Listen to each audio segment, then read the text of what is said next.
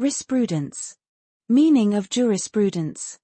Jurisprudence means the study of law and its basic principles. It explains what law is, why law exists, and how law works in society. The word jurisprudence comes from two Latin words. Juris equals law. Prudentia equals knowledge.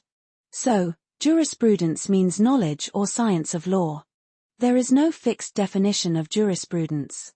Different jurists have defined jurisprudence in different ways according to their own views and approaches. Some jurists describe jurisprudence as the philosophy of law, while others consider it the science of the first principles of civil law, the science of just and unjust, or the formal science of positive law. The definitions of jurisprudence given by different jurists are as follows. Definitions of jurisprudence. Definition by Austin.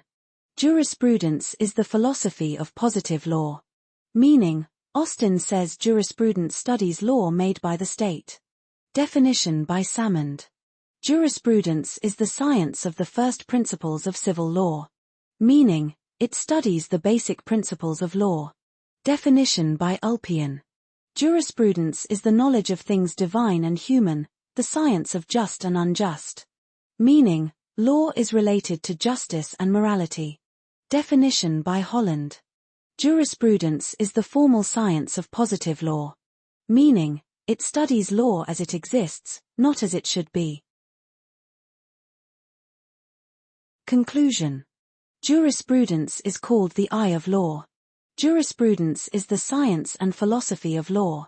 It studies the basic principles of law such as rights, duties, justice, and punishment. The word jurisprudence is derived from the Latin words juris meaning law and prudentia meaning knowledge. It is a theoretical subject and helps in understanding the nature and purpose of law. Jurisprudence provides a foundation for all legal systems and helps in the development of law.